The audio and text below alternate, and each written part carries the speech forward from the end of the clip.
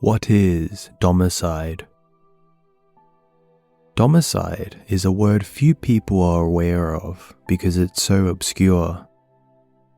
One dictionary defines domicide as the destruction of dwelling places, rendering an area uninhabitable. Another source points out that the word domicide itself is a new term coined in the late 90s by Professor of Geography J. Douglas Porteous. Quote, domicide, defined as the planned, deliberate destruction of someone's home, causing suffering to the dweller. End quote. Domicide comes from the Latin word domus, which means home, and side, which derives from the French word for killer. In other words, it means home killer. Domicide and the loss of place.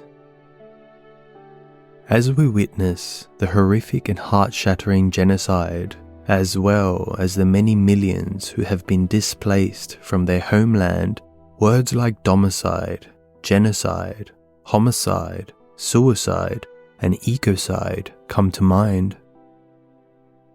Domicide is the loss of place, home, hearth, and one's ancestral lands. This home killing may occur through war, colonialism, or environmental degradation such as over-farming, climate change, or abusive government regimes. The statistically confirmed deconstruction and crumbling of the traditional nuclear family, whether perceived as good or bad, due to the changing values and belief systems, is also another loss of place. All of this is domicide at a big picture external scale. Domicide and the loss of space. Domicide at a medium scale, one closer to home that many Westerners reading this will be experiencing, is the loss of space. Loss of space is the slow disappearance of what American sociologist Ray Oldenburg described in the 1980s as third places. Areas away from home and work that give us access to social connection, engagement, and fun. Just think of churches, bookshops, clubs, parks, and other areas that can provide a sense of home away from home. With the rise of capitalism and internet consumption, many of these places are starting to disappear, being bought out and replaced with more commercial spaces like malls or eateries, or altogether fading into oblivion like many religious churches and spaces. When you think about being around other people, what comes to mind first? For many, the mall or shopping centre, even the grocery store will appear. Not the park, or the local club, or the library, but places where we spend money. In other words, places that are the faces of consumerism. Places where spending money is conveniently equated with meeting our innate needs of social reciprocity and belonging. If you don't believe me, go to your local park or nature expanse, if it hasn't been destroyed and paved over, one Friday night. Then go to your local mall and compare and contrast the experience. Domicide and the loss of face. The loss of face means the loss of connection with ourselves, the feeling of being adrift and uprooted in this world, of being aliens on a strange planet, outsiders looking in, lone wolves wandering in a barren wasteland. All of this is connected to domicide, the destruction of our sense of home, whether through capitalism, disintegrating social values, lack of cohesive shared narratives, war, genocide, environmental destruction, or even, as a result of all this, spiritual and existential crisis. With loneliness on the rise and being declared a global health risk, the loss of face manifests itself in many ways, shapes, and forms. Excessive social media use and addiction, as well as an increase in narcissistic self-preoccupation, are two such examples. But overall, I define the loss of face as a sense of soul loss, a feeling of being disconnected from our inner vitality, true nature, connection to the divine, and our interconnectedness and interbeing with life. Is it any wonder that mental health issues like anxiety and depression are on the rise? Or that getting lost in virtual realities and distracted by AI advancements has become so seductive, so that we can escape the existential horror of not knowing who we are, where we belong, and how to cope in this world? Why it's normal to feel lonely, powerless, and isolated in present-day society. If you're here listening to this, you're likely one of the sane ones, one of the feeling ones. This quote from Erich Fromm within The Art of Being says it all. Quote, "A person who has not been completely alienated, who has remained sensitive and able to feel, who has not lost the sense of dignity, who is not yet for sale, who can still suffer over the suffering of others, who has not acquired fully the having mode of existence, briefly, a person who has remained a person and not become a thing, cannot help feeling lonely, powerless, isolated in present-day society. He cannot help doubting himself and his own convictions, if not his sanity. He cannot help suffering, even though he can experience moments of joy and clarity that are absent in the life of his normal contemporaries. Not rarely will he suffer from neurosis that results from the situation of a sane man living in an insane society, rather that of the more conventional neurosis of a sick man trying to adapt himself to a sick society." End quote. If you're still sensitive, if you still have creeping feelings of existential dread, anxiety, fear, doubt, loneliness, and powerlessness, then you are healthy, you are sane. These disturbing feelings are not solely due to some personal deficit or brokenness, which the fragmented system of society would love you to believe because it makes you easier to sell to or control, but are more likely due to the fact that you're living in disturbed times. You're living in an era of domicide.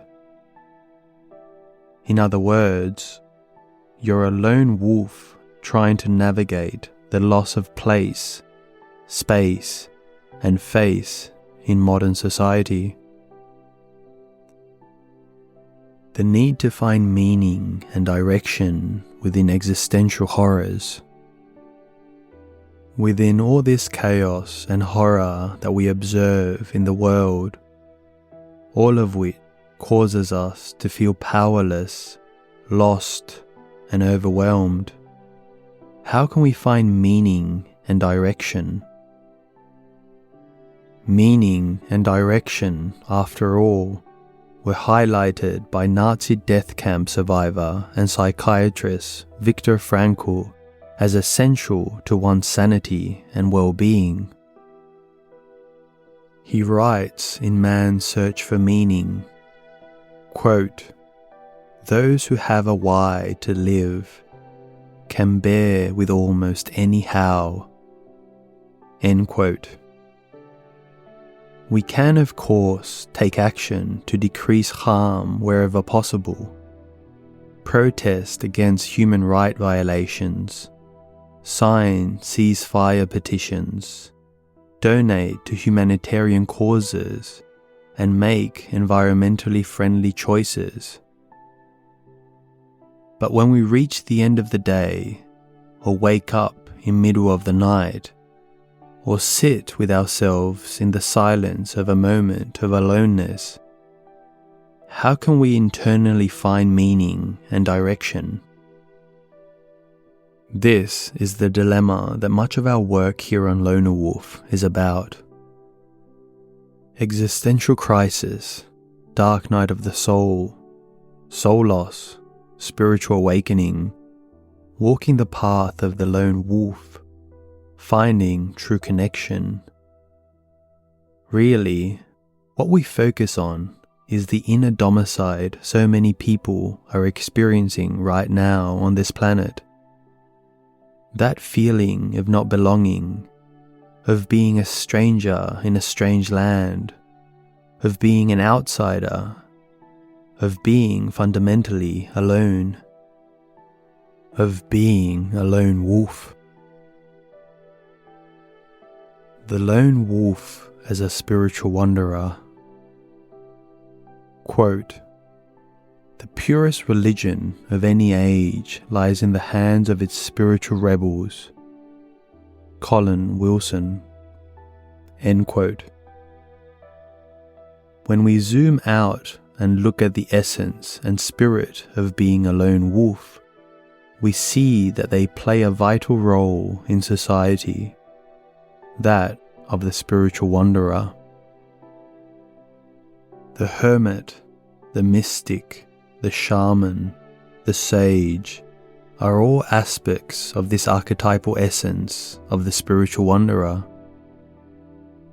When we take a big picture perspective, we see that the spiritual wanderer is the empath, the old soul, the walker between worlds who stands on the outskirts of society looking in. Gaining this unique vantage point, the spiritual wanderer can become a source of insight, wisdom, and healing in service to the whole. Essentially, what I'm saying here is that 1.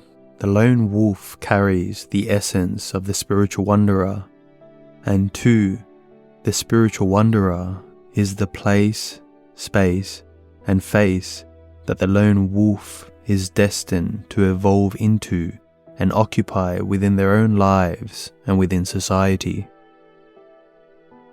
Using a Lord of the Rings analogy, just as Gandalf the Grey was destined to turn into Gandalf the White, both incidentally carrying the essence of the spiritual wanderer archetype, so too is the lone wolf destined to evolve into the spiritual wanderer.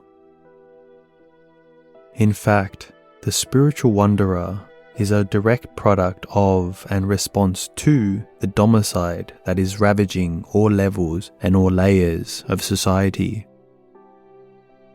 When we look at the lone wolf, we see that there is a disconnection from one's original pack and one's homeland.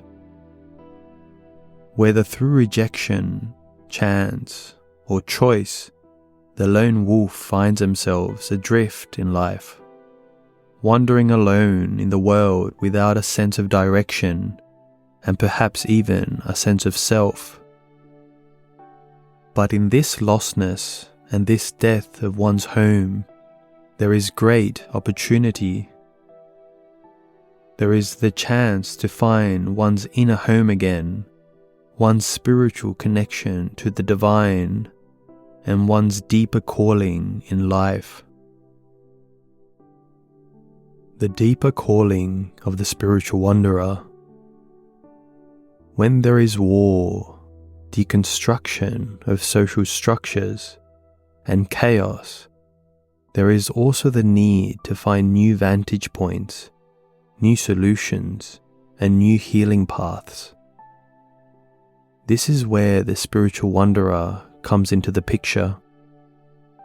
Just as past and some present cultures had wise men and women and peoples, as well as medicine keepers, oracles, and seers, and other fringe dwellers living on the outskirts of society, so too does our world need the presence of these wizened figures. Where in society are our wise elders, in all their shapes and forms? Where have they gone? Sure, there are odd figures out there in the guise of scientists, thinkers, and religious figures, but by and large we have lost touch with the value of the wizened guide in society.